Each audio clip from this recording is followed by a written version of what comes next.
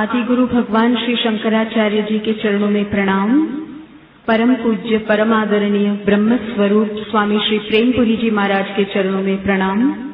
परम पूज्य परम आदरणीय श्री स्वामी जी के चरणों में प्रणाम।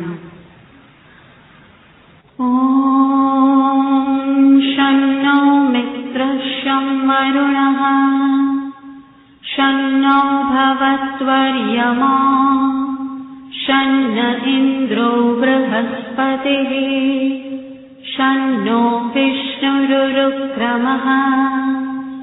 नमो ब्रह्मणे नमस्ते वायो त्वमेव प्रत्यक्षं ब्रह्मासि त्वमेव प्रत्यक्षं ब्रह्म वदिष्यामि ऋतं वदिष्यामि सत्यं वदिष्यामि तन्मामवतु तद्वक्तारमवतु अवतु माम् अवतु वक्तारम्। ॐ शान्ति शान्ति शान्तिः।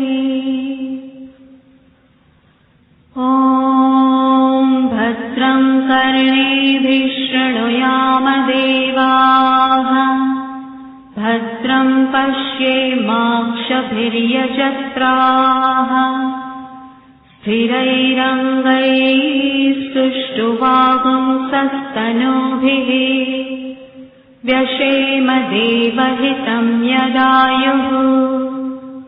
स्वस्ति न इन्द्रो वृद्धश्रवाः स्वस्ति नः पूषा विश्ववेदाः स्वस्ति नस्तार्क्ष्यो अरिष्टनेमिः स्वस्ति नो बृहस्पतिर्दधातु। ॐ शान्ति शान्ति शान्तिः। ॐ सहनाववतु सहनौ भुनक्तु सह वीर्यं करवावहै तेजस्विनावधीतमस्तु मा विद्विषावहै।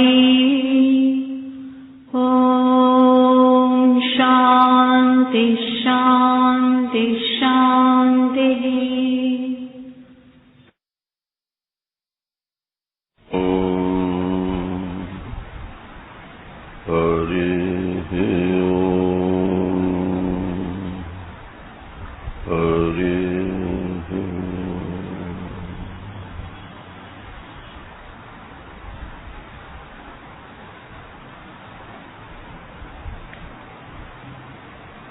यदा लोके लोके भवति नहि शोके क्षणतमः यदा संगे भंगे गलति भवरंगे रुचिरताम् स्मरामि प्रातस्तम् निगमवरवीथि प्रचरणम् अखण्डानन्दम् श्री गुरुवरमहं ब्रह्म परमम् नारायणं नमस्कृत्य नरं चैव नरोत्तमम् देवीं सरस्वतीं व्यासं ततो जयमुदीरये।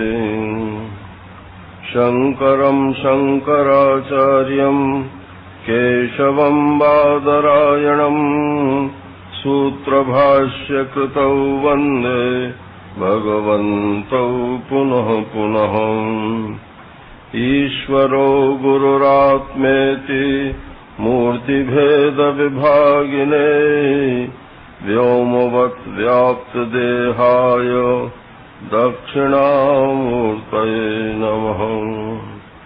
कृष्णाय वासुदेवाय हरये परमात्मने प्रणतक्लेशनाशाय गोविन्दाय नमो नमः गोविन्दाय नमो नमः। ॐ नारायण नारायण नारायण नारायण।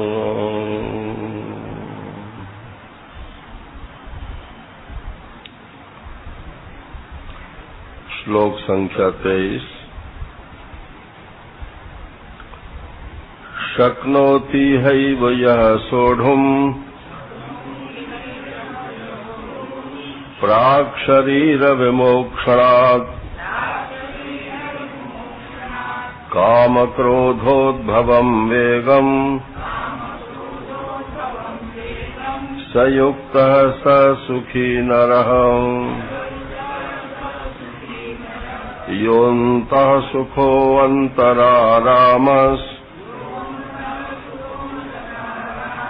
तथान्तर्ज्योतिरेव यः स योगी ब्रह्मनिर्वाणम् ब्रह्मभूतोऽधिगच्छति। लभन्ते ब्रह्मनिर्वाणम् ऋषयः क्षीणकल्मषाः छिन्नद्वैधा यतात्मानः सर्वभूतहिते रताः। कामक्रोधवियुक्तानाम् यतीनाम् यतचेतसाम्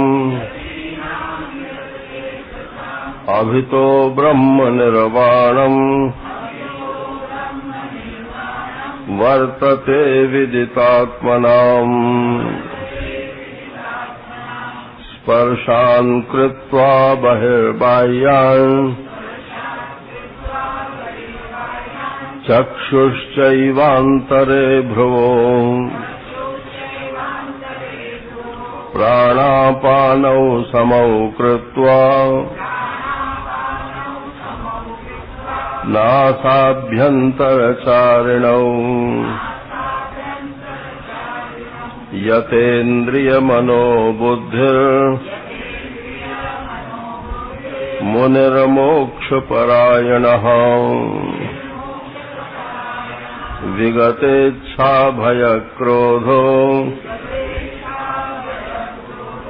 यः सदा मुक्तो एव सः। हरिः ओम्।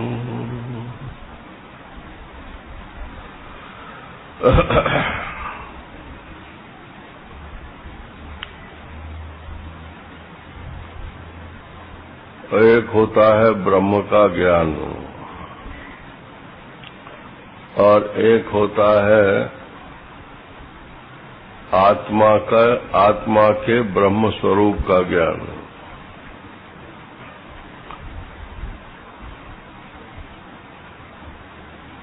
तो ब्रह्म कोई अलग से वस्तु हो और उसका कोई ज्ञान होवे तब तो उसको हम बोलेंगे ब्रह्म का ज्ञान। इसमें जो का विभक्ति है इसका कोई अर्थ नहीं है। ज्ञान ही ब्रह्म है और ब्रह्म ज्ञान स्वरूप है। तो इसलिए ब्रह्म का ज्ञान नहीं होता, ब्रह्म ज्ञान होता है। ब्रह्म एव ज्ञानम, ब्रह्म ही ज्ञान। आप हर समय ब्रह्म में ही रहते हो नारायण, क्योंकि आपकी कोई स्थिति परिस्थिति ज्ञान से पृथक नहीं हो सकती।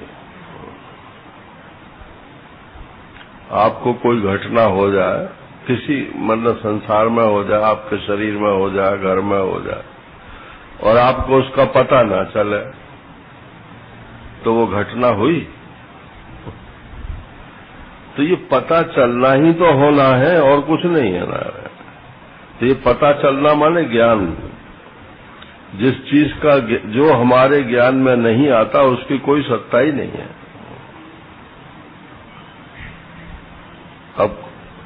किसी का कोई प्रिय विदेश में रहता है, कोई दुर्घटना हो गई वहां, आपको कोई सूचना नहीं है। नारायण, तो जब तक सूचना मिलती नहीं है तब तक आप भी मजे में हो और सब लोग मजे में, और जैसे ही सूचना मिलेगी तैसे ही बस शोक चालू हो जाएगा। तो ये ज्ञान ही है जो अनेक रूप से प्रकट होता है। तो अगर आप इस ज्ञान को जरा पकड़ लें कि ये ज्ञान निकलता कहां से है। इंद्रियों में ज्ञान नहीं रहता है। आंख तो कभी देखती है, कभी नहीं देखती है, कान सुनता है, कभी नहीं सुनता है। ऐसे ही प्रत्येक इंद्रिय का है, इसमें शक्ति कम होती रहती है, बढ़ती रहती है, थोड़े दिन के लिए बढ़ जाती है, फिर कम हो जाती है। तो क्या ज्ञान भी कमती बढ़ती होता जाता है? वो ज्ञान और विषय, इनका जो संयोग संबंध है, इसमें फर्क पड़ता है। आपकी इंद्रिय तेज है तो वो विषय को जल्दी ग्रहण करेंगी, ज्यादा देर तक ग्रहण करेंगी। मंदी है तो देर में ग्रहण करेंगी, न भी ग्रहण करें न रहें।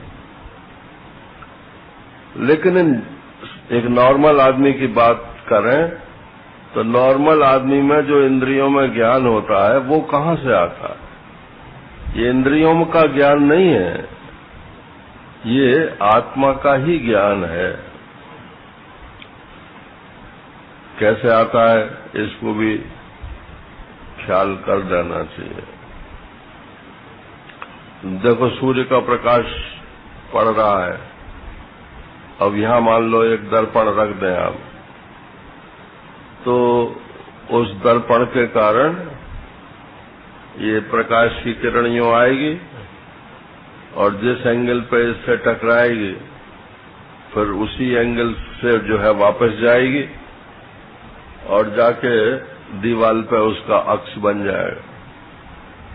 फिर जहां अक्ष बन रहा है, यदि वहां पे आप दूसरा दर्पण रख दें तो फिर वो लौटेगी तीसरी दिशा में। फिर उसका मान लो यहां इस दीवार पर पड़ रहा है तो इस दीवार का अक्ष फिर कहां पड़ेगा? वो फिर इस दीवार पर पड़ेगा। अब फिर यहां पर एक और दर्पण लगा दो तो फिर वो उस दीवार पर जाके पड़ेगा।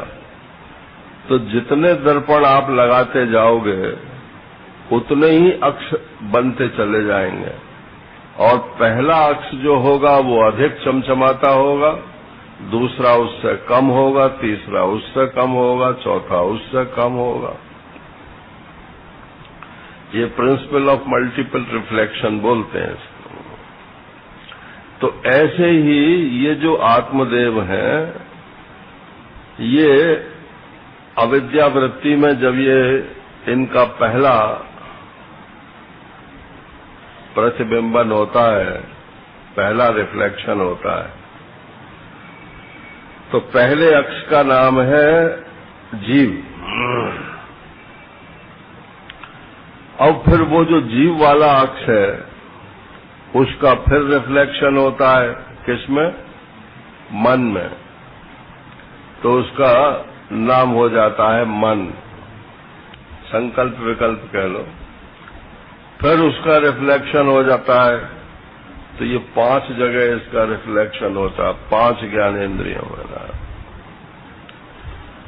और ये इसमें से ज्ञान की किरणें फूटती रहती हैं, ये हमको आपको दिखाई नहीं देती हैं।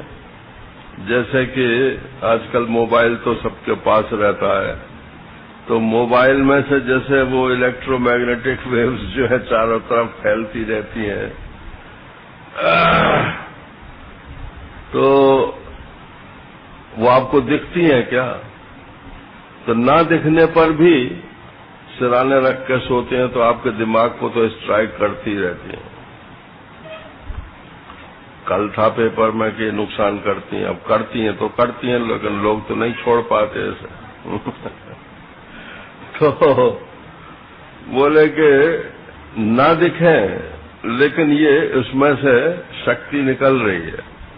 तो ऐसे ही वो जो ज्ञान है ना, वो मूल ज्ञान जैसे जैसे रिफ्लेक्शन होता जाता है, तैसे ही ज्ञान तो कम होता जाता है, लेकिन वो शक्ति के रूप में परिवर्तित होता जाता है। और ये भी आपको पता नहीं चलता है कि ये जो हमारे रोम है ना, ये छिद्र,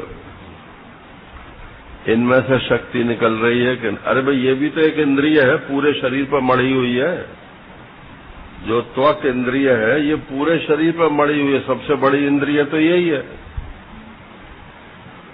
तो इसमें भी तो ज्ञान ठसाठस भरा हुआ है ना, और इसी में ये रोमकूप है। तो इन रोमकूपों से भी वो शक्ति निकलती रहती है, लेकिन वो तो वेस्ट जा रही है। अब जैसा व्यक्ति होता है वैसी ही शक्ति उसकी होती है। तो महात्माओं के इसलिए पास बैठना चाहिए ना। अब यहाँ की बात नहीं कर रहे, क्योंकि यहाँ तो हिसाब है, जहाँ बैठना है वहीं बैठना है। लेकिन अगर किसी महात्मा के पास बैठना हो तो पीछे की तरफ नहीं बैठना चाहिए, पास में बैठना चाहिए। पता नहीं कितने पावर का है वो महात्मा, उसकी वो शक्ति वहां तक पहुंचेगी कि नहीं पहुंचेगी नारायण। तो ये इसमें से उसकी शक्ति निकलती रहती है, और वो जिन लोगों पे पड़ती है, श्रद्धालु लोगों पे, तो वो उनका कल्याण करती है। ये ज्ञान ही है नारायण, जो शक्ति के रूप में परिवर्तित होता रहता। तो शक्ति और शक्ति का कार्य, ये तो हमको कार्य तो दिखता है, शक्ति का अनुमान होता है, लेकिन असल में वो ज्ञान ही शक्ति के रूप में बदलता जाता है। आज के फिजिक्स की भाषा में बोले तो कहते हैं ना कि एनर्जी, वो तो ज्ञान तो मानते नहीं, बस वो तो शक्ति और पदार्थ यही दो चीजें मानते हैं। तो energy is being converted into matter and matter is being converted into energy, ये चल रहा है। तो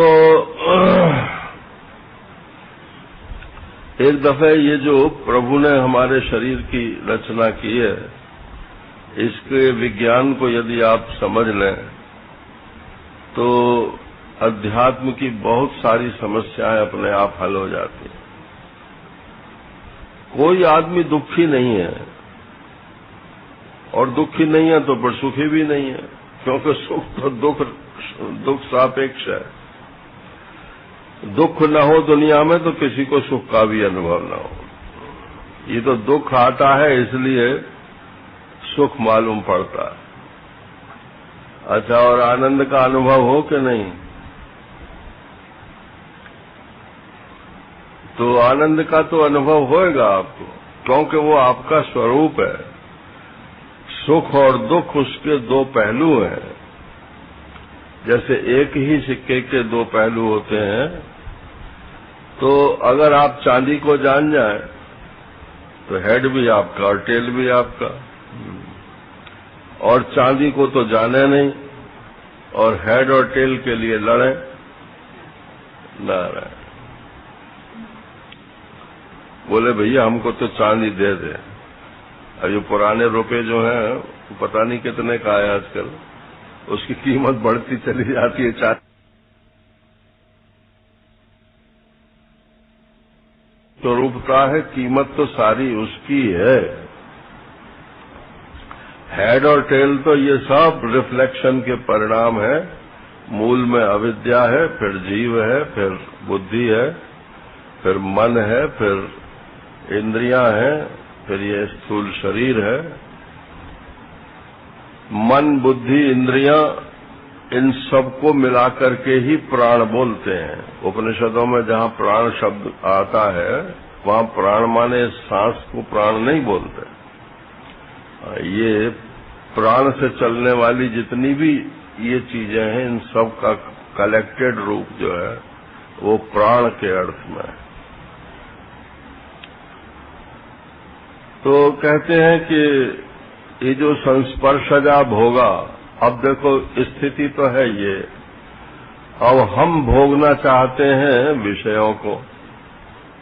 तो भगवान कहते हैं 22वें श्लोक में कि ये ही संस्पर्शजा भोगा ये जो संस्पर्शज भोग है, इंद्रियों और उसके विषयों से के संपर्क से जो भोग पैदा होता है, चाहे वो सुख रूप हो चाहे वो दुख रूप हो, नारायण कहीं सुख पहले मालूम पड़ जाता है, बाद में दुख आता है, और कहीं दुख पहले मालूम पड़ता है, बाद में सुख आता है।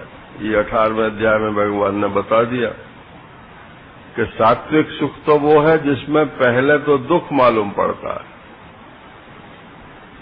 अब घर से आते हो, समय खर्च करते हो, जमीन में बैठते हो, नारायण सुनना पड़ता है, और चाहे जो कुछ सुनना पड़ता है, जो सुनना नहीं चाहते वो भी सुनना पड़ता है। तो तपस्या है कि नहीं है? तो तप को ही सुख रूप नहीं होता है। आप महत्व बुद्धि पूर्वक करो तो सुख हो जाता है, और बिना महत्व बुद्धि पूर्वक करो तो वही तप जो है वो दुख रूप मालूम पड़ना। तो सात्विक सुख में पहले दुख मालूम पड़ सकता है, पीछे सुख होता है। परिणाम अमृतोपमम। और राजस सुख में पहले तो सुख मालूम पड़ता है, लेकिन उसका जो फल होता है वो दुख रूप होता है। भोगा न भुक्ता वयमेव भुक्ता। अब बहुत बार सुना होगा आपने, हमने भोगों को नहीं भोगा, भोगों ने ही हमको भोग डाला। अब दांत काम नहीं करते, नारायण इतना खाया, और इतना सुना कि अब कान काम नहीं करते। वो कोई भगत जी थे, तो उन्होंने भगवान से कहा कि महाराज एक बात है, ये मृत्यु का डर तो नहीं जाता है? तो बोले हाँ भाई, अच्छों का नहीं जाता है। तो बोले तो फिर एक कृपा तो करना, अब हम आपकी भक्ति करते हैं कि जब मृत्यु आने वाली हो तो हमें जरा पूर्व सूचना दे देना, तो हम तैयार हो जाएंगे। बोले ठीक है। अब किसको पूर्व सूचना होती है? आ गई मृत्यु, तो भगत जी नाराज हो गए। उन्होंने कहा आपने हमारी इतनी सी बात भी नहीं मानी। बोले मैंने तो पूरी मानी तुम्हारी बात, कोई बात ऐसी नहीं जो नहीं मानी। क्या आपने सूचना कहाँ दी कि मृत्यु आ रही है? अरे बोले तुम्हारे दांत निकले तब सूचना दी कि अब तुम जाने वाले हो। जब कान से सुनना बंद हो गया तब सूचना दी कि अब जाने वाले हो। आंख से जब नहीं दिखा तब सूचना दी कि जाने वाले हो। ये सब सूचनाएं तो हैं और क्या है। लेकिन हम तो इनको सूचना ही कब मानते हैं? इन्फॉर्मेशन नहीं, मिस इन्फॉर्मेशन मानते हैं। डॉक्टर साहब का वो थोड़ा फंगस आ गया, निकाल देते। अब उसने तो अपनी फीस ले ली, थोड़ी दिन के लिए आपका वो फंगस निकल गया। लेकिन जो बुढ़ापे के कारण कम सुनना है वो फंगस से दूर नहीं होगा ना, वो तो कम सुनेगा ही सुनेगा। ये पूर्व सूचना है भगवान की कि अब ये इंद्रियों की शक्ति नष्ट हो रही है, तो अब ज्ञान में आ जाओ, अब शक्ति के पीछे मत पड़ो। तो ये ही संस्पर्शजा भोगा दुख योना एवते। ये जितने विषय भोग हैं, इनको भोगते भोगते नारायण ये स्थिति हो गई, और दुख पर दुख निकलता जा रहा है, लेकिन फिर भी बुद्धि चेतती नहीं है। तो दुख की योनि है, माने इसमें से आगे चल के दुख निकलेगा। इस समय तो आपको सुख भले ही लग रहा हो। और आद्यंतवंतः कौन्तेयो, जब इंद्रिय और विषय का संबंध होता है उससे पहले वो सुख नहीं होता है। रसगुल्ला आपने जब तक मुंह में नहीं रखा तब तक उसका सुख कहाँ है? उसके ज्ञान का सुख भले ही हो कि मिल जाता तो अच्छी बात थी, लेकिन बिना खाए हुए तो सुख नहीं आएगा। तो इसकी आदि है, और फिर जब खा लोगे उसके बाद तो बोले उसका अंत भी हो जाएगा उस सुख का।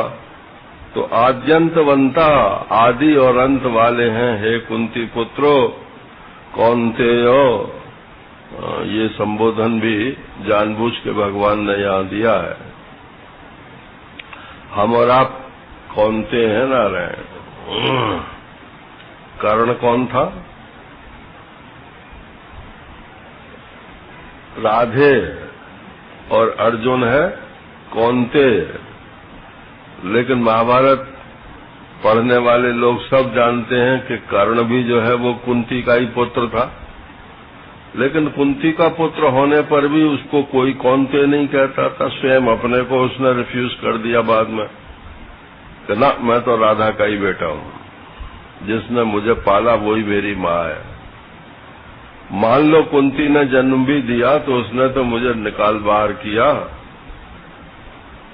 तो बस इतना ही है नारायण ब्रह्म ज्ञान है, तो हम कौनते और मानते हैं राधे।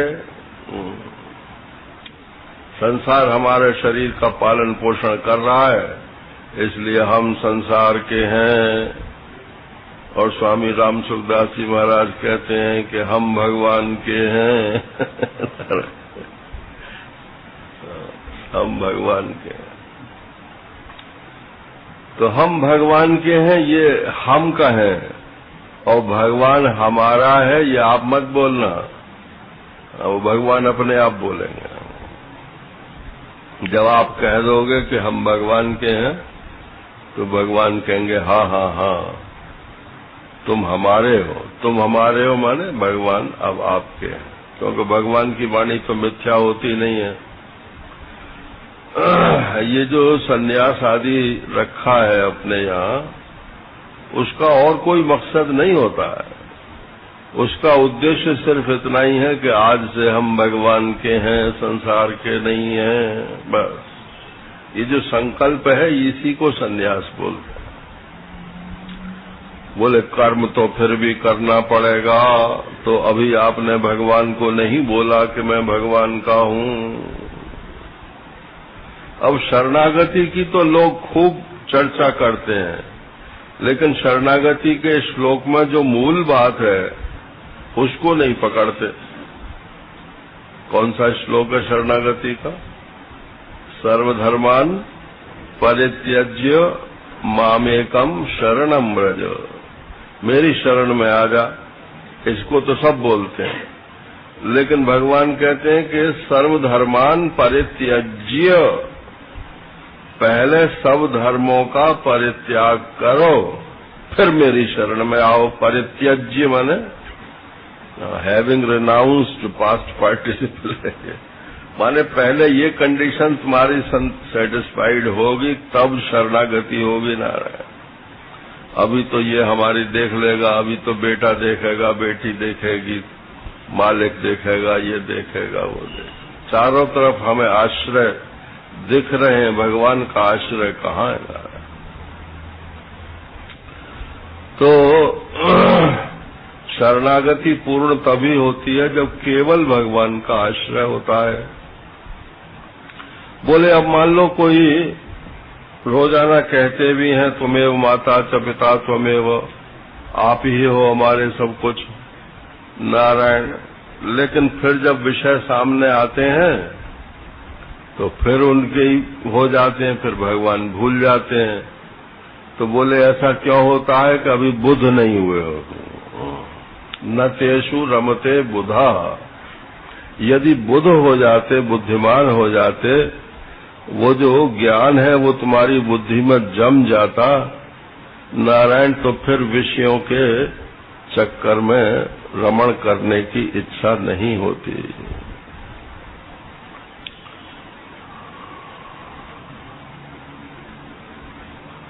पतंजलि जी महाराज ने सूत्र लिखा है,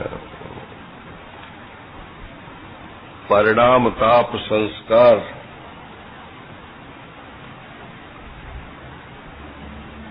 बोले कि जो विवेकी सर्वम दुखम विवेकिना, जो विवेकी व्यक्ति है उसके लिए तो कहीं सुख है ही नहीं। वो तो देखता है कि परिणाम में दुख है, भोगते समय दुख है, फिर भोगने के पश्चात वो जो संस्कार छोड़ेगा हमारे मन में वो भी दुख आगे उत्पन्न करेगा। आप अपने जरा सपनों की मीमांसा करो। सपने में क्या दिखता है? जिसमें सुख बुद्धि है वही दिखता है ना। बोले नहीं, सपने में दुख भी होता है, तो वो तो सुख दुख के दोनों पहलू साथ ही चलते हैं। तो परिणाम में ताप भोगने में ताप, संस्कार बाद में सर्वम दुखम विवेकिना, गुण वृत्ति विरोधाच्यो, नारायण सत्व गुण की वृत्ति का विरोध होने के कारण ये दुख योनियां हैं। इसलिए जो बुद्धिमान व्यक्ति होता है न तेषु रमते बुधा। यहाँ भाष्यकार ने एक पंक्ति लिखी है, वो मैं आपको सुना देता हूँ। बोले कि ये जो रमण करना है ये बुद्धिमान हो, माने बुद्धिमान माने जो गीता की दृष्टि से बुद्धिमान है, और एक बुद्धिमान जो है जो संसार की दृष्टि से बुद्धिमान है। तो जिसने ज्यादा ग्रंथ पढ़ लिए वो बुद्धिमान हो गया क्या? तो बोले नहीं, वो तो मूर्खी है। यदि वो विषयों में रमण करता है और बात शास्त्र की करता है तो वो बुद्धिमान नहीं है।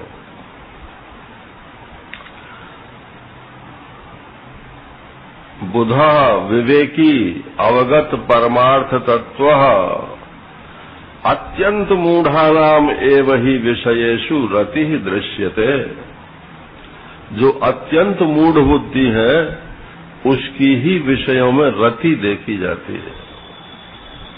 देखो, रति अलग चीज है, और मान लो कोई चीज आपने ग्रहण कर ली तो वो ग्रहण अलग चीज है। स्त्री पुरुष विषयक जो कामना है उसको रति बोलते हैं। काम की पत्नी का नाम रति है। तो हमारी काम वासनाओं से प्रेरित होकर के जो आप भोगते हो वो तो है नारायण रति।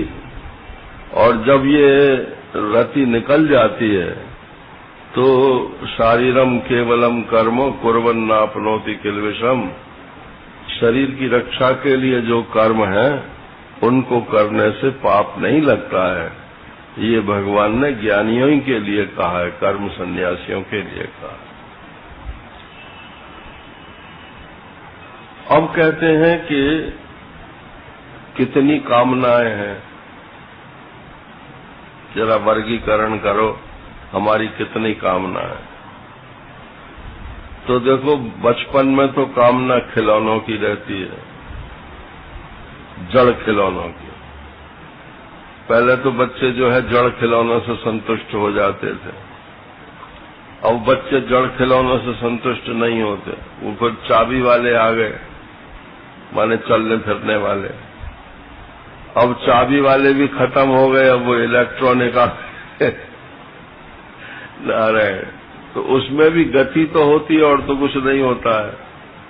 तो जड़ जिसमें गति नहीं है और जिसमें गति है वो जड़। तो बचपन में तो जड़ खिलौनों का मोह होता है। अब जब जवानी आती है नारायण, तब चलने फिरने वाले जो खिलौने हैं उनसे मोह होता है। अब आप समझ ही रहे होंगे। और वो खिलौने जो है वो ऐसे हैं कि पीछे पड़ जाते हैं, सारी जिंदगी भर के लिए नारायण वो खिलौने बन जाते हैं।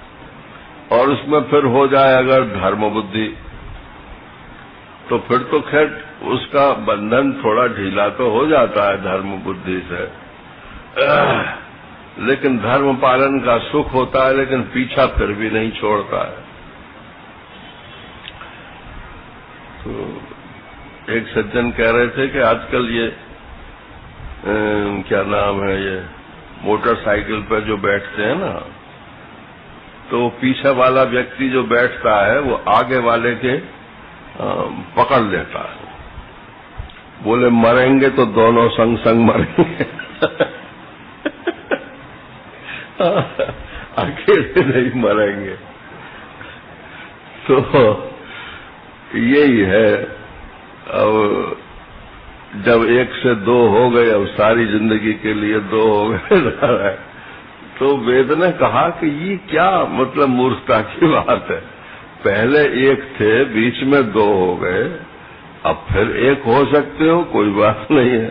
ये संन्यास आश्रम जो रखा वो इसीलिए रखा कि जैसे पहले थे वैसे ही हो जाओ नारायण।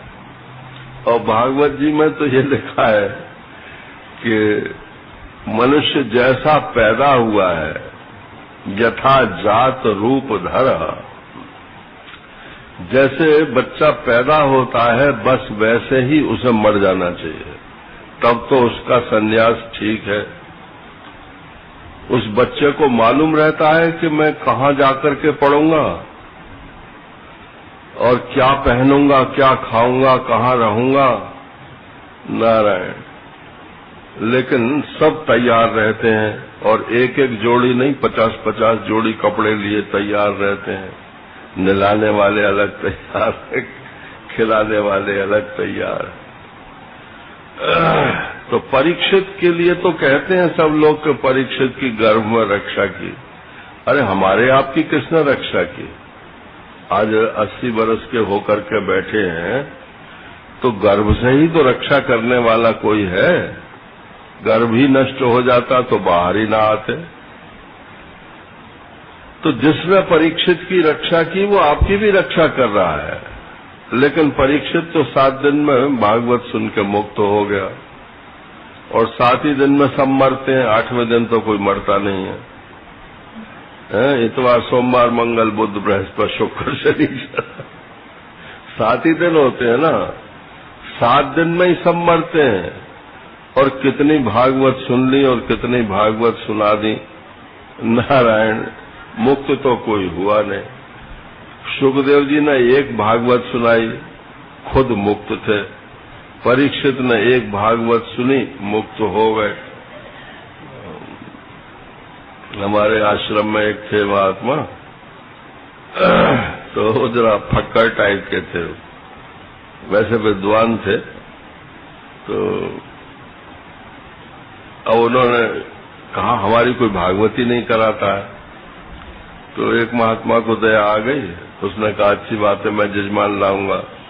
तो उन्होंने उनकी कई भागवत कराई। अब वो आजकल तो वो बूढ़े ठाड़े लोग ही जो है भागवत सुनते हैं ना, जब मरने के लिए होते हैं, बोले चलो भागवत सुन जाए, भागवत करा लें, माने वो आगे के लिए रिजर्वेशन है। वो इस समय सुनने का लाभ किसको होगा ये तो कुछ पता नहीं। तो उन्होंने भागवत कराई। अब इत्तेफाक की बात कि वो मर गया, उसके बाद सुनने वाला जो परीक्षित बना था वो मर गया। चलो कोई बात नहीं है। अब दूसरी जब एक भागवत हो गई तो अब दूसरी भागवत भी उनकी हुई तय, वो पहले ही मर गया। तो लोगों ने कहा भाई अब इनकी भागवत कोई मत कराना, या तो पहले मरेगा या पीछे मरेगा।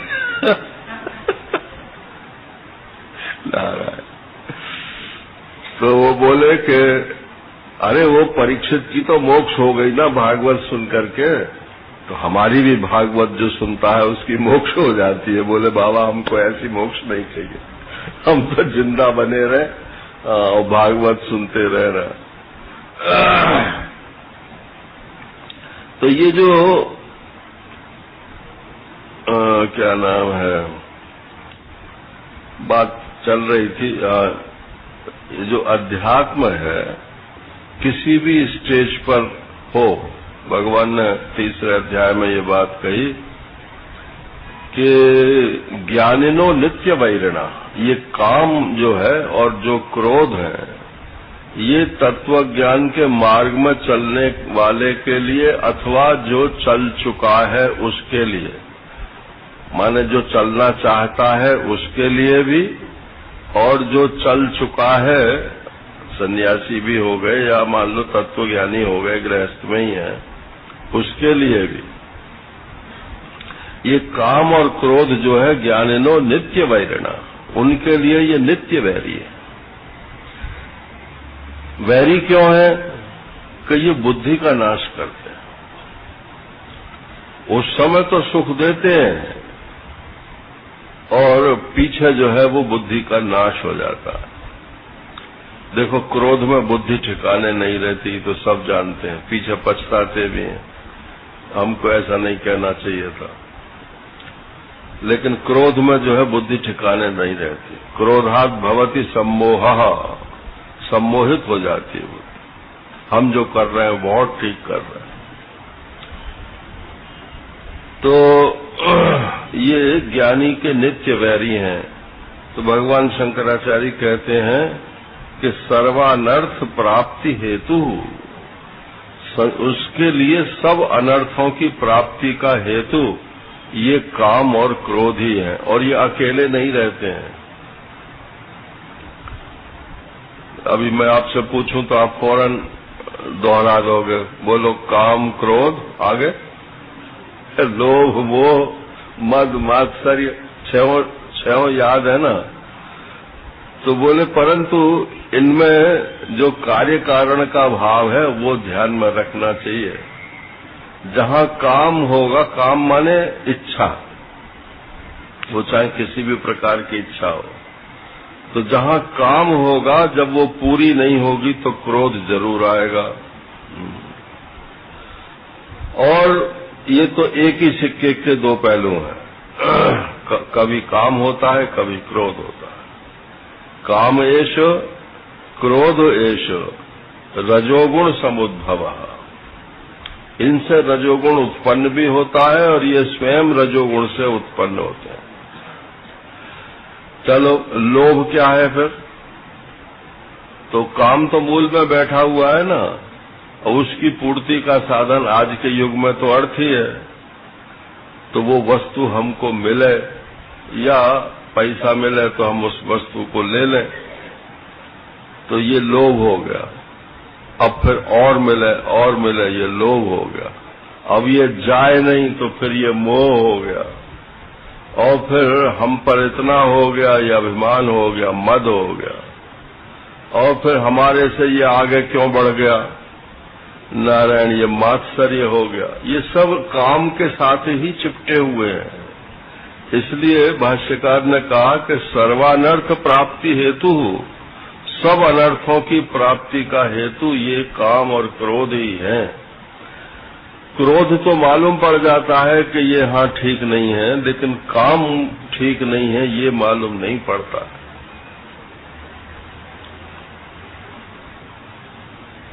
एक लड़का कह रहा था कि अजी हम तो फिर पिछड़ जाएंगे सबसे, अगर हम इच्छाएं नहीं करेंगे तो फिर उनकी प्राप्ति के लिए हम कोई कर्म भी नहीं करेंगे। जब कर्म नहीं करेंगे तो सब लोग हमसे आगे निकल जाएंगे, हम तो पीछे रह जाएंगे। ये फंड दूसरा है और ये इधर चलने का। अच्छा, इधर पीछे रह जाओगे तो इसका अफसोस तो नहीं होता। परमात्मा की तरफ चलने में पीछे रह जाओगे तो इसका अफसोस क्यों नहीं होता है? संसार की दौड़ में पीछे रह जाओगे इसका अफसोस तो होता है। तो संतों के मार्ग पर चलना कोई खाला जी का घर नहीं है, नारायण। खाला माने मौसी, मौसी माने मासी, मासी माने जो माँ तो ना हो लेकिन प्यार माँ का दे, नारायण। इसलिए उसे मौसी बोलते हैं। तो ये साधारण बात नहीं है। इस पर चलने के लिए संकल्प दृढ़ होना चाहिए और कष्ट सहने की ताकत होनी चाहिए। तो काम और क्रोध ये आंधियां हैं तत्वज्ञानी के जीवन में। इन आंधियों से बचाओ अपने आप को। देखो, एक तो हवा चलती है तो वो तो आती है, निकल जाती है, और जब आंधी आ जाती है तो मकान तक गिरा देती है, और हल्के फुल्के मकान तो उड़ ही जाते हैं, नारायण। तो शक्नोति हैव यः सोढ़ुम् प्राक् शरीर विमोक्षणात् काम क्रोधोद्भवम वेगम सयुक्त स सुखी नरः। ये काम और क्रोध जो है ये वेग है। वेग माने आंधी है। ये आंधी की तरह से आती हैं और आदमी को उड़ा के ले जाती हैं, आदमी को पता नहीं चलता।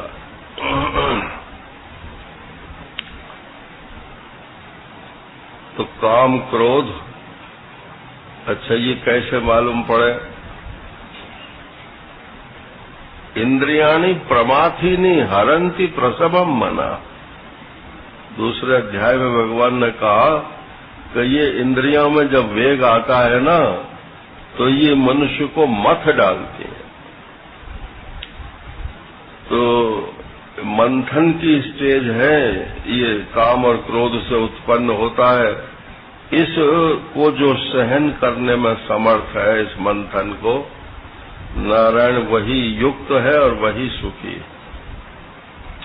नरः या नर माने पुरुषार्थी, मोक्ष पुरुषार्थी जो है, मोक्ष पुरुषार्थी भी हो और काम क्रोध के वेग को सहन करने में समर्थ यदि न होवे नारायण, तो न तो वो इस जीवन में सुखी रहेगा और न कभी उस मोक्ष पुरुषार्थ की उसकी सिद्धि होगी।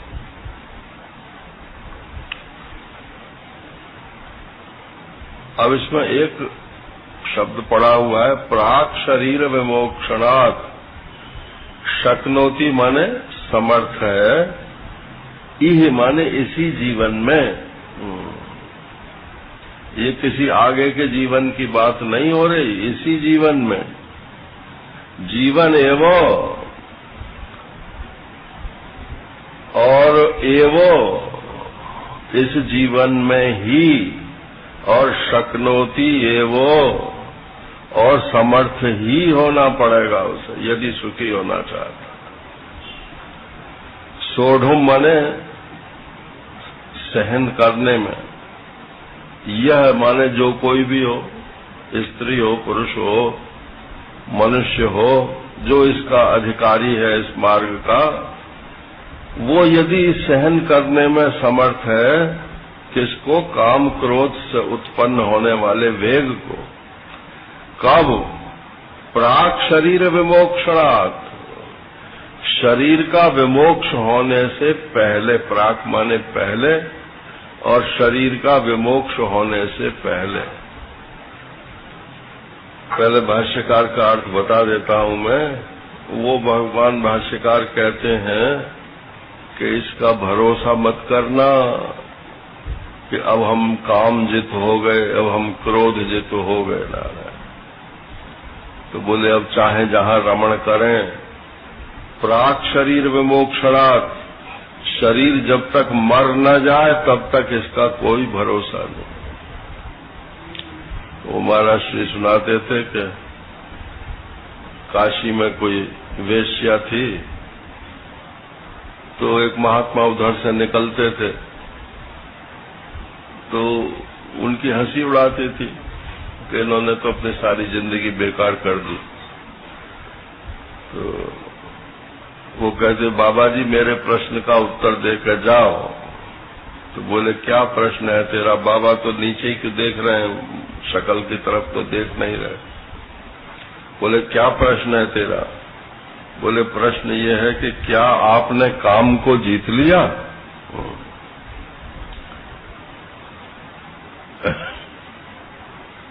अब किसी से पूछो कि क्या आपने काम को जीत लिया, तो क्या उत्तर देगा? तो बाबा कुछ उत्तर नहीं देते। तो अब एक दिन जो है वो मर गए नारायण, तो उनकी अर्थी निकली, तो उधर ही से निकली।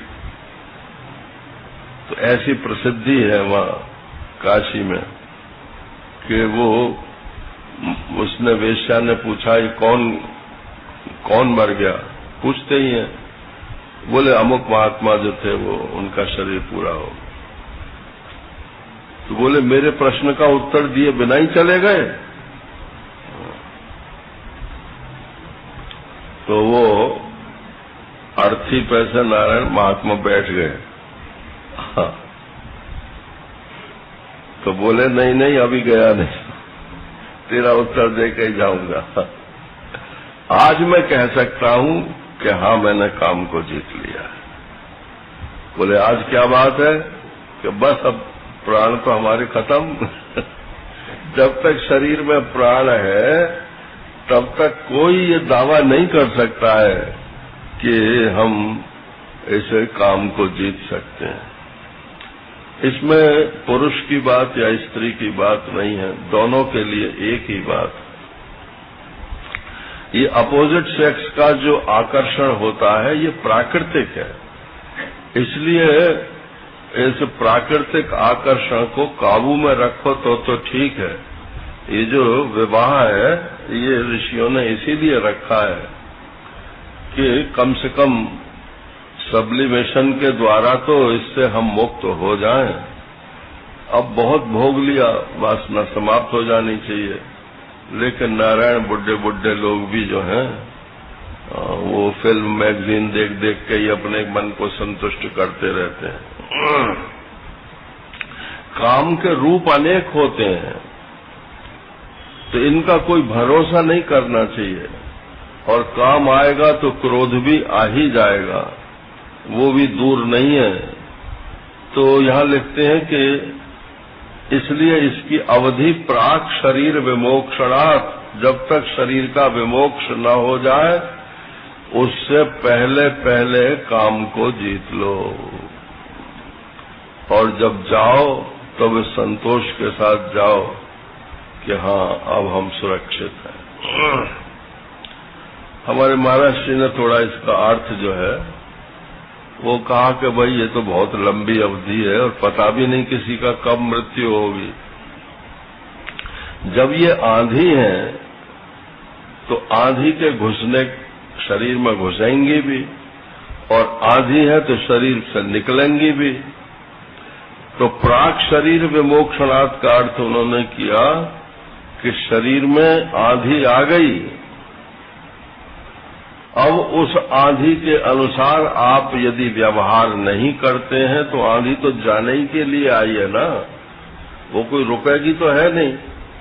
अगर आपने बीच में उसके अनुसार व्यवहार कर लिया तब तो आप उस आंधी के अंधड़ में फंस जाएंगे। तो प्राक शरीर विमोक्षणात् माने जब तक ये काम क्रोध आदि के वेग जो हैं आपके शरीर को छोड़ करके नहीं चले जाते, तब तक इसको सहन कर लो। घंटे 2 घंटे की बात है नारायण, ऐसी किसी परिस्थिति में मनुष्य फंस जाए तो वहां से अलग हो जाना चाहिए। मन को समझाने से ये समझता नहीं है मन, क्योंकि मन में ही काम आता है। तो मन तो जो है फिर दूसरे ढंग से सोचने लगता है यदि इसे कोई समझावे तो इसका सबसे बढ़िया उपाय यही है कि उस परिस्थिति से अपने को हटा लेना चाहिए। एक और महात्मा थे, महाराज श्री की सुनाई हुई बात सुनाते हैं हम तो बोले वो एक महात्मा थे तो भिक्षा लेने जाते थे कहीं, तो जो जरा यंग महात्मा होते हैं ना उनको थोड़ा सावधान रहना चाहिए। अब वो भिक्षा देने वाली जो महिला थी माता जी, वो भी यंग थी और अकेली थी, और जो भिक्षा लेने वाले महात्मा थे वो भी यंग थे। तो और एक दिन उसने भिक्षा, बोले महाराज आज तो यहीं बैठ के पा लो आप। अच्छा भाई पा लिया। अब वो उसने पलंग लगा दिया, बोले कि अब आप जरा थोड़ा सत्संग करके तो जाओ, हमको कुछ शिक्षा आपसे लेनी है। बैठ गए वहां। अब वो महात्मा को पता चल गया कि इसकी नीयत जो है वो ठीक नहीं है ना। तो वो बोले अब मैं क्या करूं? तो बोले अच्छा जरा सा मुझे पानी ला दो। तो वो पानी लेने गई, उन्होंने किवाड़ बंद की और वहीं शौच के लिए बैठ गए और शौच करके और उस शौच को उन्होंने अपने शरीर पर मल लिया ना और खड़े हो गए। अब जैसे ही वो उसमें घुसी तो बोले कि आओ, जो तुम्हें अपने मन की बात पूरी करनी हो वो करो। और वो भागी वहां से, वो भागी तो कहा कि जान बची और लाखों पाए, लौट के बुद्धू घर को आए। महात्मा वहां से भागे। किसी तरह से भी अपने को उस परिस्थिति से पृथक कर लेना चाहिए, अभिप्राय ये है। ये तो on the spur of moment जो भी आपको सूझ जाए, लेकिन अगर आप उसी परिस्थिति में घालमेल करोगे तो फंस जाओगे। तो प्राक शरीर विमोक्षणात्, इनके अनुसार कार्य नहीं करना चाहिए। ये आंधियां हैं, आती हैं चली जाती हैं। घास की तरह से सिर झुका लो या पेड़ की तरह से तने खड़े रहो। ये आएंगी चले जाएंगे।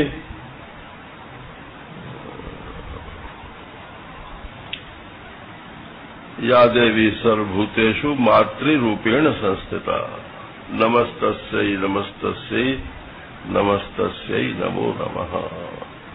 अब सुनते तो पहले ये थे कि माता के प्रति काम नहीं होता है, लेकिन अब तो नारायण कोई मर्यादा ही नहीं रही, अखबारों में पढ़ने को मिलता है। तो इसलिए सावधान। तो शक्नोति, ये सामर्थ्य होनी चाहिए इस मार्ग में चलने वाले के लिए कि इन आंधियों को वो सहन कर सके। ये काम जो है ये अंतःकरण में उत्पन्न होने वाला क्षोभ है, ये भाष्यकार ने परिभाषा दी है। और बोले ये मालूम पड़ जाता है, क्योंकि जब भीतर क्षोभ होता है तो पूरे शरीर पे इसका प्रभाव पड़ जाता है।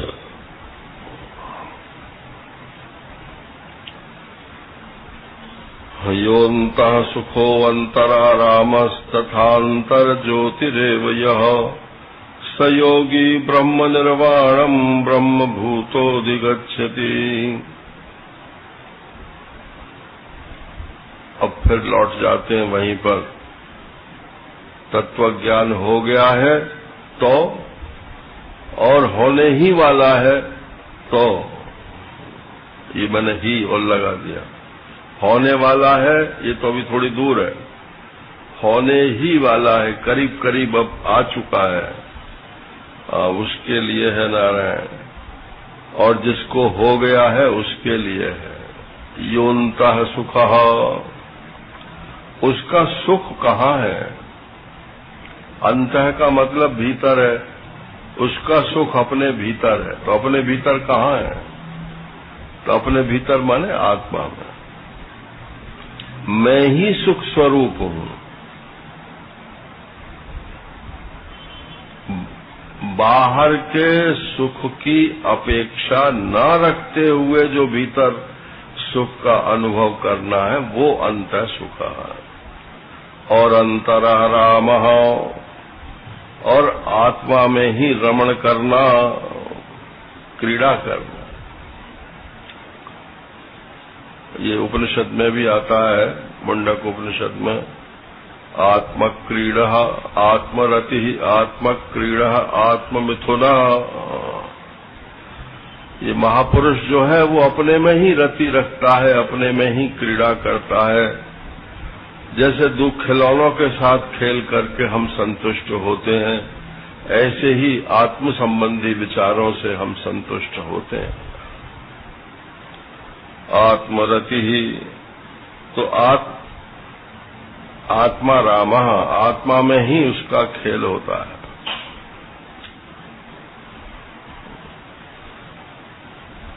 आप परमात्मा संबंधी बात को अनेक अनेक दृष्टिकोण से सोचिए, उसमें ही रस लीजिए। अरे बोले जान तो लिया कि हम आत्मा है, ब्रह्म है, अब उसको बार बार क्या सोचें? तो बार बार क्या सोचें? सोचना नहीं है, निश्चय तो हो गया, लेकिन उसको कई कई तरीके से सोचिए तो उसमें आपको नवीन नवीन रस की उत्पत्ति होगी।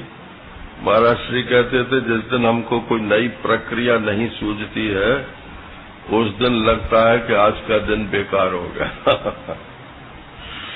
तो नई नई प्रक्रिया से उसी का आनंद लेना। अब खानी तो शुगर ही है, किसी भी हलवाई की दुकान पे पहुंच जाओ, सब में शुगर है, लेकिन बोले ये इमरती है, ये लड्डू है, ये पेड़ा है, ये फलाना है ना, अनेक अनेक रूपों में वैरायटी चाहिए ना, तो उससे स्वाद जो है वो बढ़ जाता है। तो आपके आस्वादन का जो तरीका है वो नवीन नवीन होना चाहिए, तब तो उसमें आप टिक पाओगे।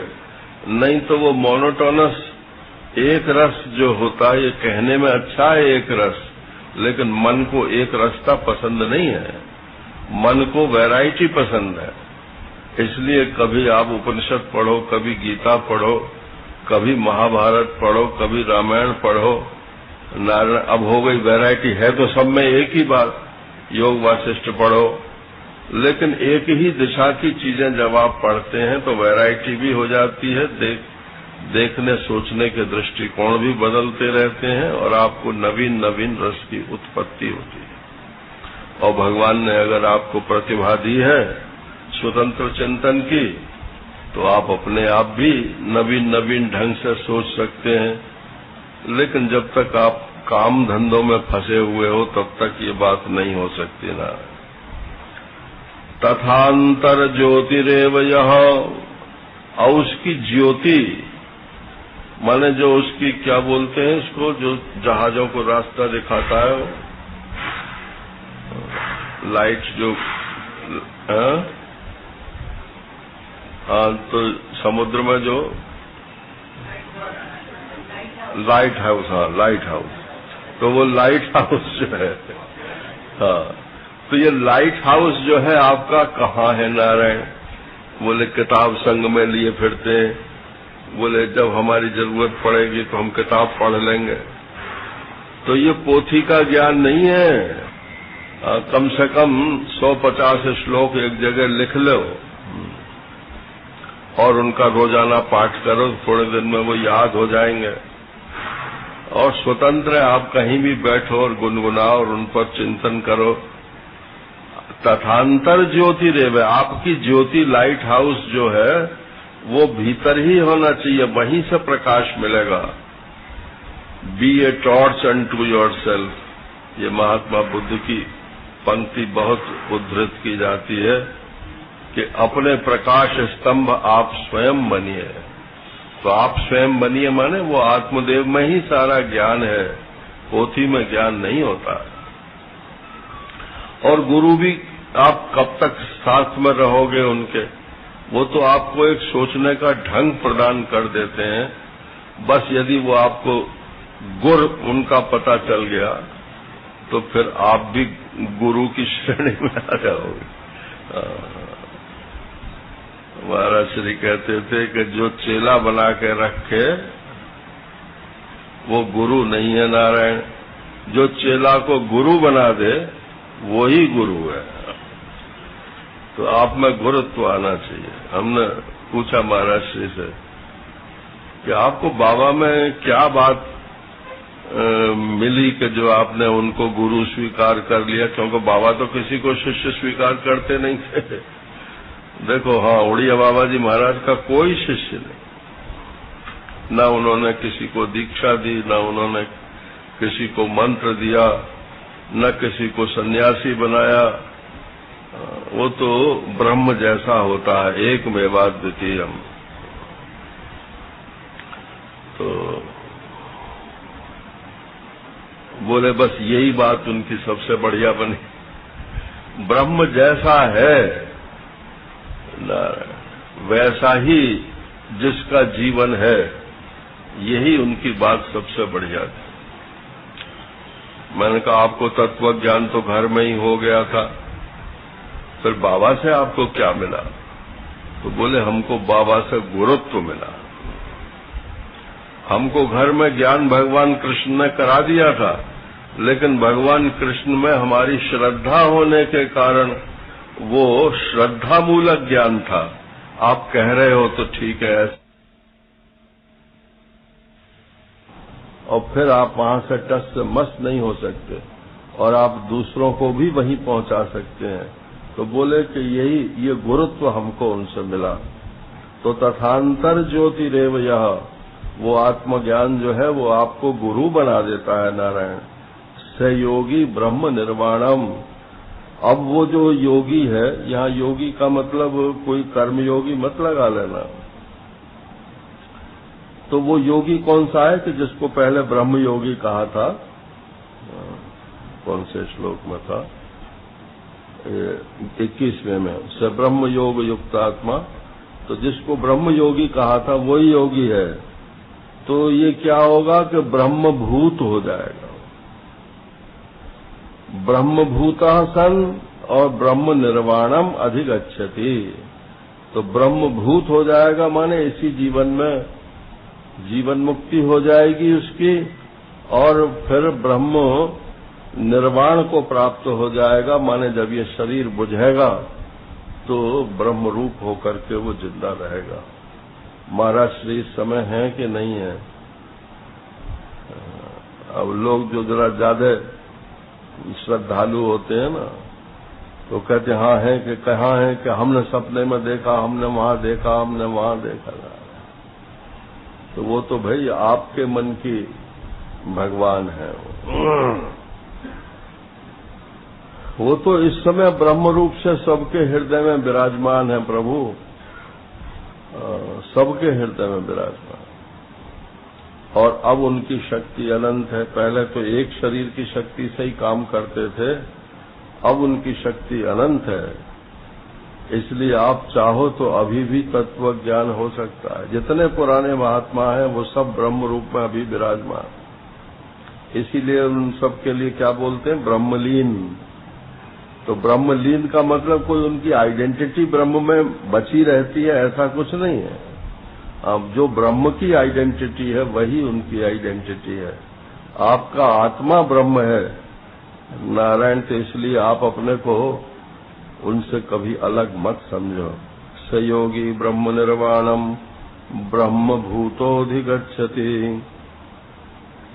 लभन्ते ब्रह्म निर्वाणम ऋषयः क्षीण कल्मषाः छिन्न द्वैधा यतात्मानः सर्वभूत हिते रताः। ये एक मॉडल जो है ये ब्रह्मज्ञानियों के लिए गीता जी भगवान कृष्ण प्रस्तुत कर रहे हैं, लेकिन इसका वो मॉडल वो नहीं है जो शब्दों से अर्थ निकलता है ना। इसलिए इसको सावधान होकर जरा सुन लो। 5 ही मिनट आपके और लूंगा। बोले लभन्ते ब्रह्म निर्वाणम, वो ब्रह्म निर्वाण को प्राप्त हो जाते। माने ब्रह्म में ही निर्वाण शब्द का अर्थ होता बुझ जाना। जैसे दीपक जल रहा था और वो बुझ गया तो उसकी ज्योति कहाँ गई? कहाँ गई ज्योति? तो बोले जो प्रकाश सामान्य है उसके साथ एक हो गई। वो जो ज्योति थी वो तो विशेष थी। जो मोमबत्ती की ज्योति है वो अलग है, जो दीपक की ज्योति है वो अलग है, जो सूर्य की ज्योति है वो अलग है, चंद्रमा की जो ज्योति है वो अलग है। लेकिन ज्योतिषाम अपि तज्ज्योतिष तमसा परम उच्यते। सब ज्योतियों में जो एक ज्योति है नारायण, उसको परमात्मा बोलते हैं। तो वो जो विशेष ज्योति थी वो तो बुझ गई, लेकिन अब क्या रह गया वहां? तो बोले ज्योति सामान्य रहेगी जो सब ज्योतियों में है। तो ऐसे ही ये ब्रह्म निर्वाणम का अर्थ है कि ब्रह्म में बुझ अव्यक्तित्व जो था वो समाप्त हुआ। ब्रह्म निर्वाण को वो प्राप्त कर लेता है। ये पिछले वाले श्लोक का अनुवाद है। बोले इस जीवन की बात बोलो कि ऋषयः, इस जीवन में वो ऋषि हो जाता।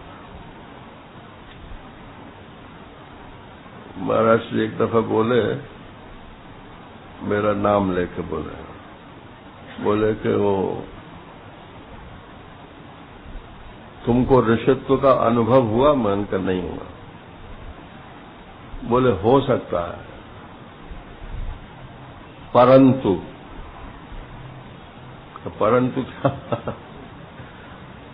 बोले कि ऋषित्व जो होता है, ऋषयो मंत्र दृष्टारा, ऋषि किसको बोलते हैं कि जो वैदिक मंत्रों का साक्षात्कार जिसको होता है ना। तो बोले इसके लिए बाह्य ट्रेनिंग की जरूरत नहीं है,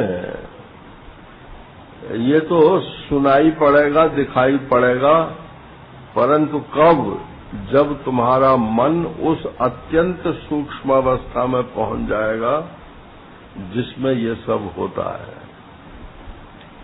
तो जो लोग तत्व ज्ञान प्राप्त करके अथवा संन्यास ले करके और इसी दुनिया में रचे पचे रहते हैं, उनके काम धंधों में ही लगे रहते हैं, उनको तो वो कभी ऋषित्व प्राप्त होने की संभावना ही नहीं है ना।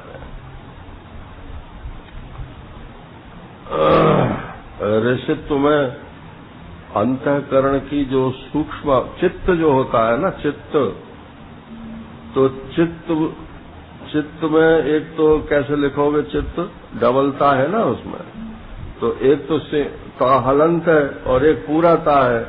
तो जो ताहलंत वाला है वो तो आत्मा का वाचक है, चित्त ज्ञान, और जो पूराता है तकार, वो जो है संस्कारों का वाचक है।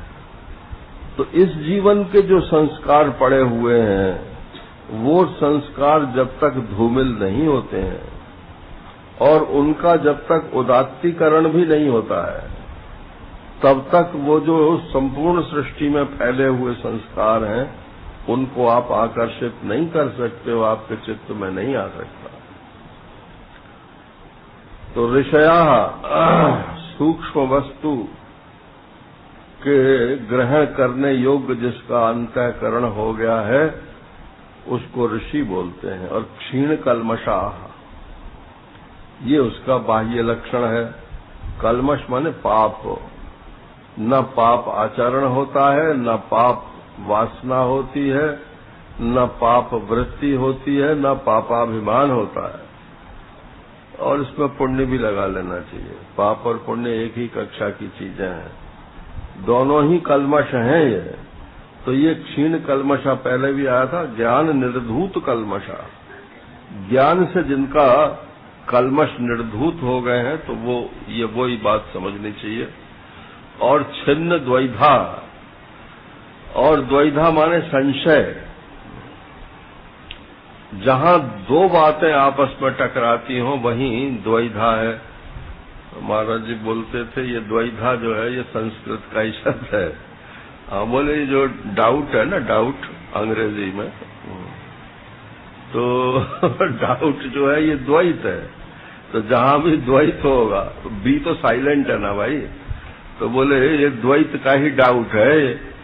तो ये डाउट माने संशय, और द्वैधा माने द्विविधा, इधर जाएं कि इधर जाएं, ये करें कि वो करें।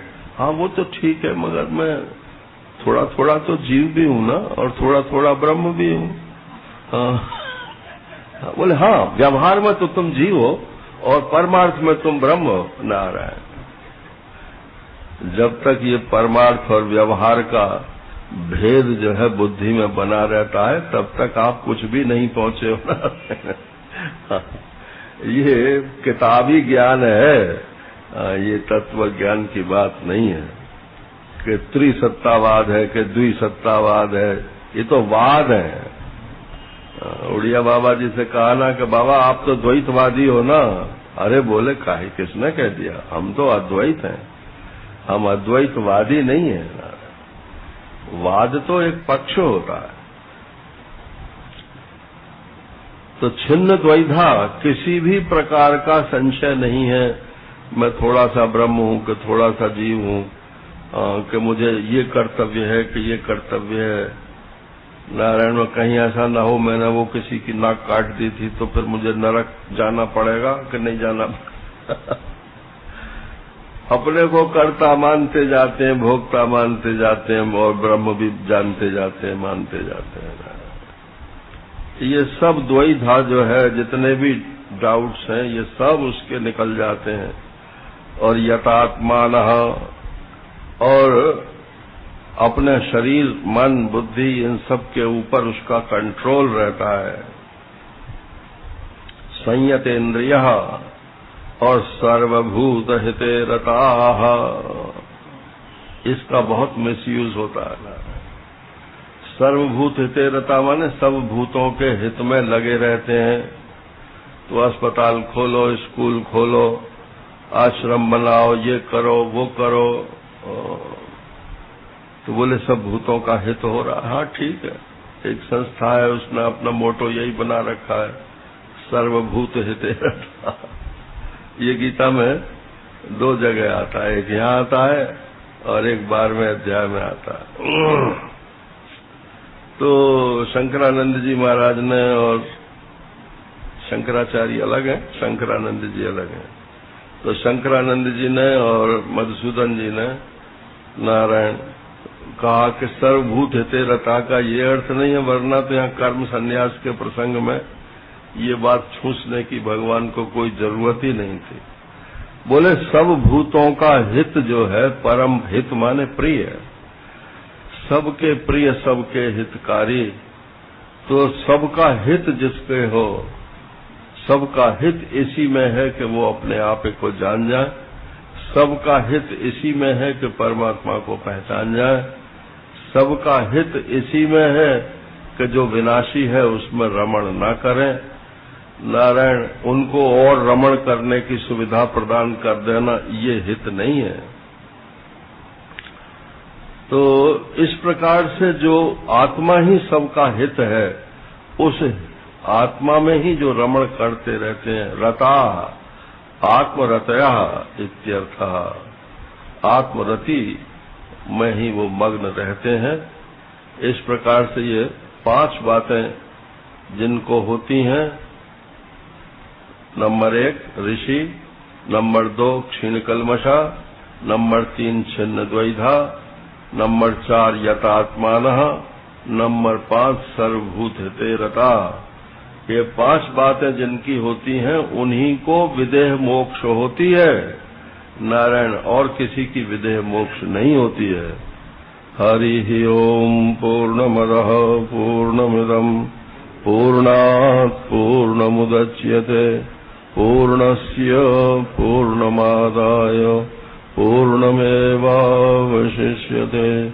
ओम शांति शांति शांति।